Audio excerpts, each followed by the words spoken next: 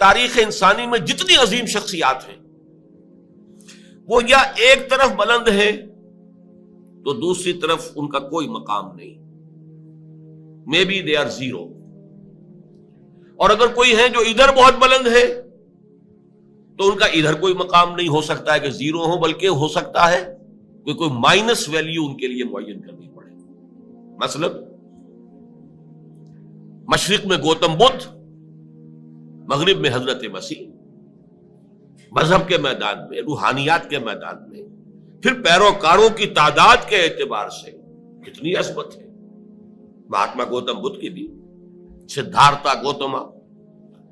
اور لیکن یہ جو ریاست، سیاست، معاملات ملکی، ان دونوں میں کوئی ان کا کوئی کنٹریبیوشن نہیں، کوئی مقام نہیں، کوئی مرتبہ نہیں، کوئی حیثیت نہیں. زیرو دونوں، حضرت مسیح علیہ السلام بھی اور گوتم بدھ.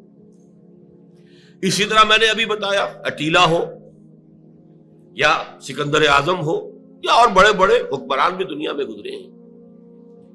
ادھر یہ اس بلندی پر ہیں، لیکن ادھر ہو سکتا ہے زیرو سے بھی کام نہ چلے بلکہ مائنس ویلیو لانی پڑے. خاص طور پہ سکندر اعظم کے لیے تو کوئی نہ کوئی مائنس ویلیو معین کرنی پڑے. اس کا کہنا یہ ہے کہ ایک ہی انسان ہے پوری انسانی تاریخ میں جو ان دونوں میدانوں میں انتہائی بلندی پر ہے.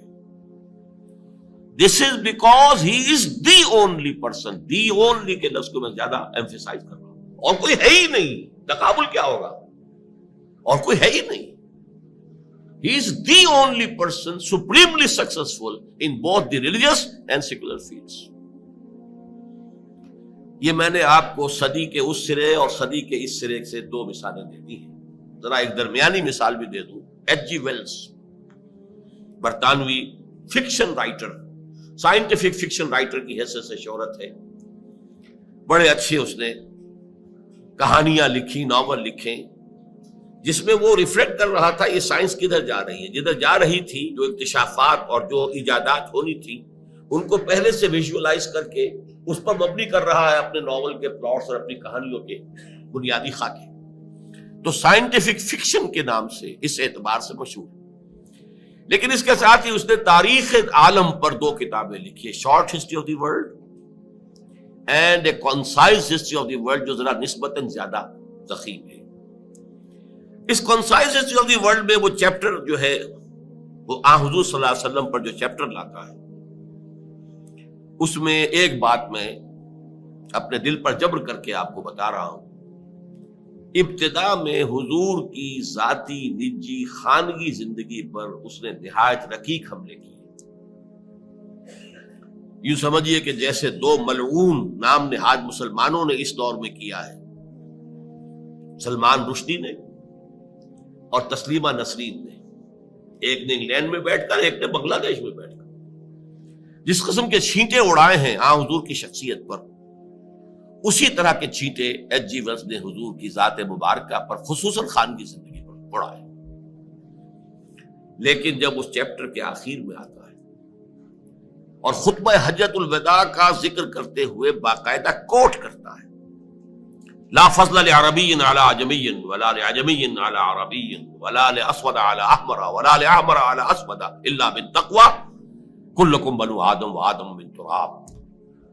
دیکھو لوگوں، کسی عرب کو کسی عجمی پر کوئی فضیلت حاصل نہیں، اسی طرح کسی عجمی کو کسی عرب پر کوئی فضیلت حاصل نہیں، اسی طرح کسی سرخ و سفید رنگ والے شخص کو کوئی فضیلت حاصل نہیں کسی سیاہ روح پر، سیاہ فام پر، اور اسی طریقے سے کسی سیاہ فام کو کوئی فضیلت حاصل نہیں سفید فام پر یا سرخ روح پر، الا بالتقوی. فضیلت کی بنیاد صرف تقوی ہے. کلکم بنو آدم و آدم من تراب، تم سب کے سب آدم کی اولاد ہو، اس کی نسل سے، اور آدم کی تخلیق مٹی سے ہوئی تھی. اس کو کوٹ کرتا ہے. اور پھر ذرا نوٹ کیجئے یہ جملے، واقعتاً بڑے گہرے جملے. Although the sermons of human freedom, fraternity and equality were said before also، کہ اگرچہ انسان کی حریت، اخوت اور مساوات کے واعظ تو دنیا میں پہلے بھی بہت کہے گئے، یہ جملہ نوٹ کر لیا.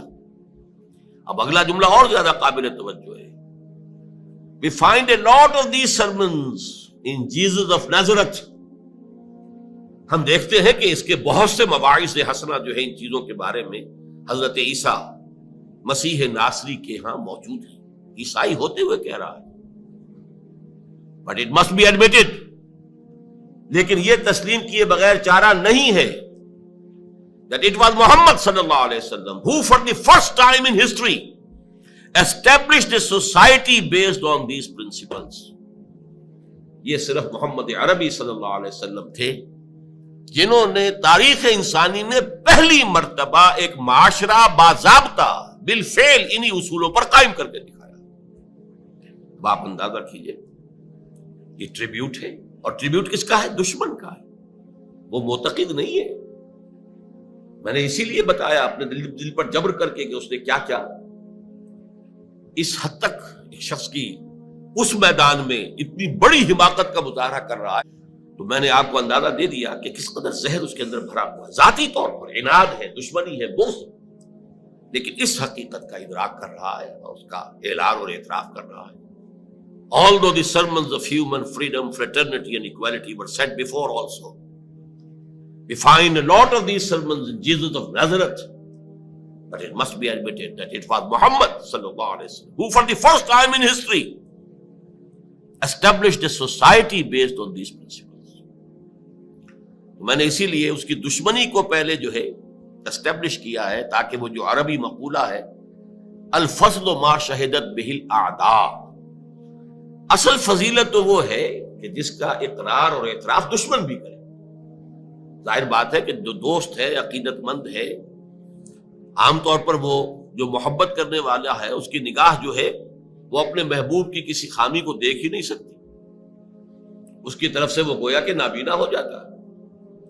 دشمن کا کوئی خیر نظر نہیں آتا، کوئی خوبی نظر نہیں آتی، اور دوست اور محبوب کا کوئی عیب نظر نہیں آتا. لیکن اگر کوئی دشمن کسی کے کسی فضیلت کا، کسی کی عظمت کا اعتراف کرے تو معلوم ہوا کہ اب اس میں کسی شک و شبہ کی گنجائش نہیں. یہاں البتہ ذرا ایک بات نوٹ کر لیجئے، یہ جملے جو ایچ جی ویلز نے لکھ دیے تھے،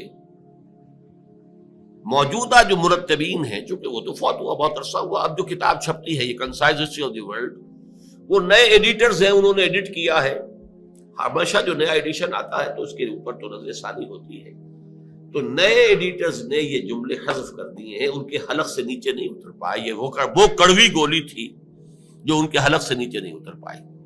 میں نے اس لیے وضاحت کر دی کہ مبادا آپ میں سے کوئی اس کتاب کو حاصل کرے اور پھر دیکھے اور وہاں یہ جملے نہ پائے.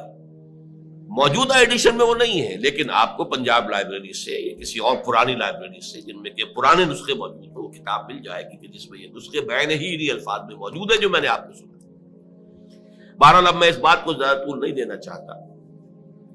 حضور کی اصل عظمت جس کو ہم بحیثیت انسان سمجھ سکتے ہیں اور جس کا لوہا آج پوری دنیا مان رہی ہے، جس کا انکشاف پوری طرح عالم انسانی پر ہو چکا ہے، وہ یہ ہے کہ آپ نے ایک عظیم ترین انقلاب برپا کیا، گمبھیر ترین، جامع ترین، ہمگیر ترین، اور کم از کم وقت میں برپا کیا.